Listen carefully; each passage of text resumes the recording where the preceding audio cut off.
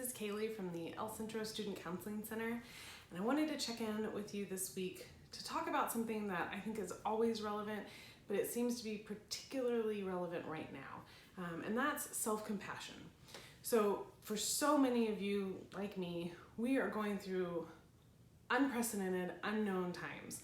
There have been a lot of changes, a lot of things that we weren't expecting, and we haven't really figured out how to adjust to.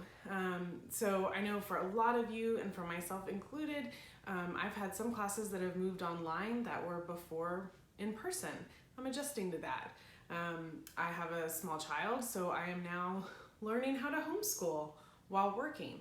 And that is certainly challenging, and I know that's something that some of you are going through. For a lot of you, you've seen changes in your jobs, which means major changes in your finances. Maybe your job hasn't changed, but now you have some fears about being exposed. A lot of you are seeing a lot more of your family or your roommate, your significant other, while at the same time maybe feeling isolated from your friends, not being able to hang out with them. Some of you may be actually kind of relieved about not having to go to class or not having to go to work. And you might feel guilty about that. Some of you may be comparing what you're going through and your situation to others and feeling like you don't have the right to feel sad or lonely because somebody else has it worse than you. So it seems like I've been hearing from some of you, a lot of that is going around, and some of that's happening for me too. So I thought that self-compassion was one way for us to really address a lot of those issues and talk about it in a way that might relieve some of that guilt and some of the negative feelings that we have around this situation. So wanted to talk about what self-compassion is, what it's not, and why it might be useful right now. I usually think that telling people what things are not is the most helpful. So let me start by saying self-compassion is not just a free ride, a free pass to kind of do whatever you want, let things go, just lower your standards and whatever, just a big hug and I'll accept you no matter what. That's not what self-compassion is. Self-compassion, Kristen Neff, who is a researcher at UT, defined self-compassion, and I'm going to read this because I don't remember it. She defines it as extending compassion to oneself in instances of perceived inadequacy, failure, or general suffering. For me, the easiest way to think about this is to think about how I might extend compassion to someone that I love, or even a stranger, and then thinking about applying that to myself. The easiest way for me to think about this is think about how you talk to yourself. Think about the things that you say to yourself when you feel inadequate, when you feel like you've failed at something, or just generally when you're suffering. For a lot of you, and for myself as well, I know that those tapes that we play, the way that we talk to ourselves, for the most part, they're not very kind. But if we think about the way that we might talk to our best friend or a sibling or a child, we're a lot kinder. We have a lot more compassion, and we really are very good at being compassionate to others.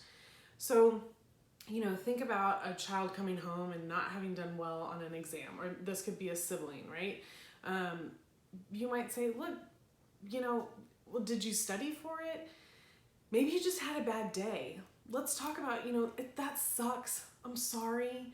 I know that you can do better than this, so let's talk about how we can do better next time.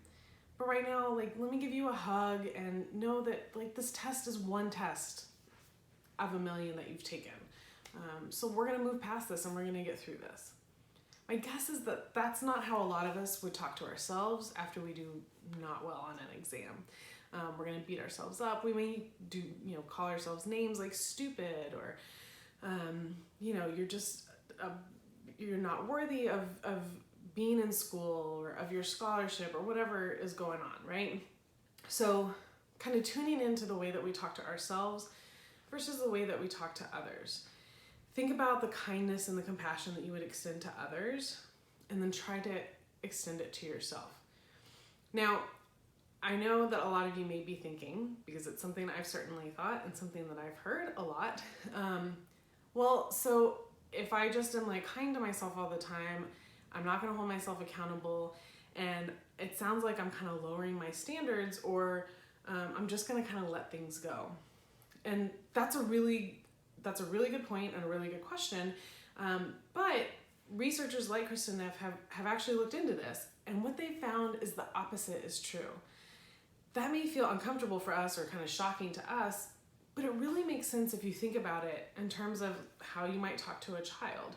So, my son knocks over his glass of milk at dinner for the umpteenth time. Yelling and berating him is not going to encourage him to do better next time. He's gonna feel dumb. Even just hearing that, I kind of go down and I'm like, ugh, right? Kind of cowering. As opposed to working together to find a solution. Hey man, we can do better than this. I know we've talked about it. Let's clean it up together. Let's do better next time. Your sibling comes home, didn't do well on a test. Yelling at them and calling them stupid is unlikely to encourage them to do better on their next test. Telling them that, yeah, this isn't a good grade, but we can do better, and here are the ways that we can do better. That will give them the motivation to do better next time. So what the studies have found is, failures already are happening. So that doesn't really change anything. Really what self-compassion changes is the likelihood that you will get back up and try again. And we know that we need to get back up and try again all the time in life. So I just want to encourage you, as you're entering these new roles and you're trying these new things, to have a little self-compassion around them. So for me, I am having to have a lot of self-compassion around homeschooling my son. This is new to me. I don't really know what I'm doing. I don't feel particularly good at it. But at the same time, I'm not supposed to be. I'm not trained as a teacher, certainly not a preschool teacher. I've never been working and homeschooling at the same time. So this is something new that I'm learning.